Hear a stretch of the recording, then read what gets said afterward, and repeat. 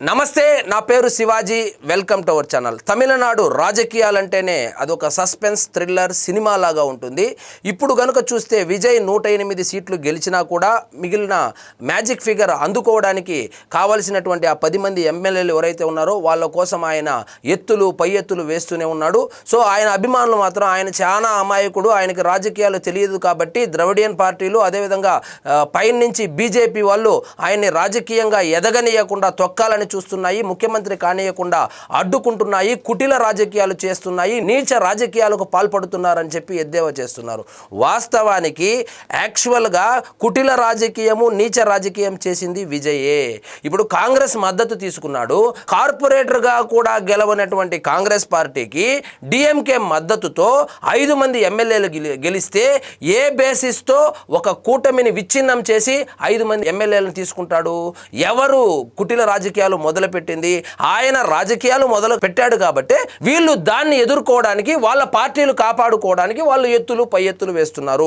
మొట్టమొదటగా ఈ కాంగ్రెస్ పార్టీని డిఎంకే కూటమి నుంచి చీల్చిందే విజయ్. అదేవిధంగా సెంగొట్టేయన్ అనేటువంటి ఒక ఎమ్మెల్యే ద్వారా, ఆయన ఇంతకుముందు ఏఐడిఎంకేలో పనిచేశాడు, ఆయన ద్వారా దాదాపు 12 మంది ఎమ్మెల్యేలను ఏఐడిఎంకే నుంచి తన వైపుకు తిప్పుకోవడానికి పావులు కదిపాడు.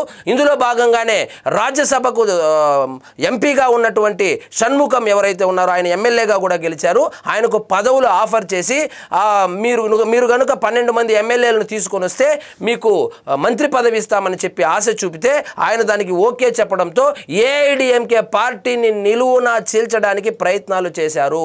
సో ఇప్పుడు దాన్ని కాపాడుకోవడం కోసం మేము రిసార్ట్ రాజకీయాలు మొదలు పెట్టామే కానీ మాకు విజయ్ ముఖ్యమంత్రి అవ్వకూడదనేటువంటి ఉద్దేశం అయితే మాకు లేదని 2 పార్టీలు చెబుతా ఉన్నాయి. నిన్న డిఎంకే ఎమ్మెల్యేల సమావేశం నిర్వహించి ఏకసభ్య తీర్మానం చేశారు. ఏమిటంటే పార్టీ అధ్యక్షుడు ఏ నిర్ణయం తీసుకున్నా, అంటే ఈ నిర్ణయం అయితే చెప్పలేదు కానీ ఏ నిర్ణయం తీసుకున్నా దానికి ప్రతి ఒక్కరూ అనుసరించాల్సిందే, ఆచరించాల్సిందే అని చెప్పి ఒక రెజల్యూషన్ కూడా పాస్ చేశారు. అదేవిధంగా ఏఐడిఎంకే వాళ్ళు ఏం చెప్తా ఉన్నారంటే విజయ్ కనుక వచ్చి మమ్మల్ని అడిగి ఉంటే మేమే విజయ్కి సపోర్ట్ చేసేవాళ్ళము, కానీ విజయ్ మమ్మల్ని వచ్చి కలవకుండా మా పార్టీని చీల్చాలని చూశాడు, మా పార్టీ నుంచి 12 మంది ఎమ్మెల్యేలను తీసుకెళ్ళిపోవాలని చూశాడు కాబట్టి ఇప్పుడు ఎట్టి పరిస్థితుల్లో మేమైతే అతనికి సపోర్ట్ చేసేటువంటి అవకాశమే లేదని తేల్చి చెప్పేశారు. అదేవిధంగా చిన్న చితక పార్టీలు ఏవైతే ఉన్నాయో 1-2 సీట్లు గెలుచుకున్నటువంటి వాళ్ళు పెద్ద పెద్ద కోరికలు కోరుతా ఉన్నారు.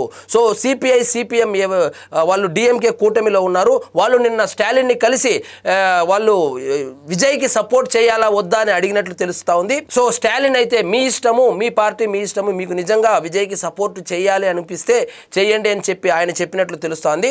కానీ ఎన్నికల ఖర్చు మొత్తం, అంటే వీసీకే పార్టీకి కావచ్చు, సిపిఐ సిపిఎం పార్టీలు ఏవైతే ఉన్నాయో వాటికి సంబంధించి ఎన్నికల ఖర్చు మొత్తం డిఎంకేనే భరించిందని, సో డిఎంకే డబ్బులతో, డిఎంకే క్యాడర్ సపోర్టుతో, డిఎంకే ఓటు బ్యాంకుతో గెలిచినటువంటి వీళ్ళు ఇప్పుడు టీవీకి వెళ్ళాలంటే ఖచ్చితంగా స్టాలిన్ దగ్గర పర్మిషన్ తీసుకోవాలనేటువంటి ఒక ఉద్దేశంతో వాళ్ళైతే స్టాలిన్ని కలవడం జరిగింది.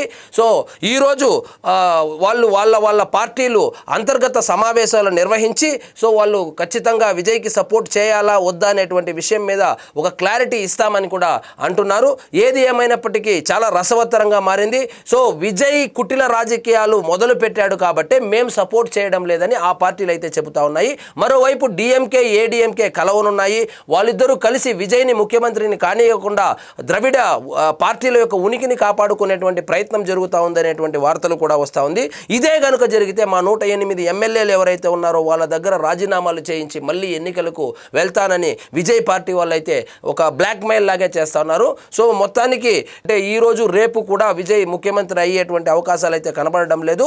సో గవర్నర్ అయితే ఖరాఖండిగా చెప్పేశాడు, 118 మంది సంతకాలతో వస్తేనే నేను ప్రమాణ స్వీకారానికి అనుమతిస్తానని చెప్పి గవర్నర్ తేల్చేయడంతో ఇప్పుడు చిన్న చిత్తగా పార్టీల వెనక విజయ్ పడడం జరుగుతుంది. సో ఆయన కింగ్ కావాలంటే కింగ్ మేకర్ ఎవరు అనేది, ఏ పార్టీగా నిలవబోతుంది అనేది తెలియాల్సి ఉంది. సో ఇదండి ఈరోజు మన టాపిక్. మీకు ఈ వీడియో నచ్చినట్లయితే లైక్ చేయండి, షేర్ చేయండి, ఛానల్ మాత్రం సబ్స్క్రైబ్ చేసుకోవడం మర్చిపోవద్దు.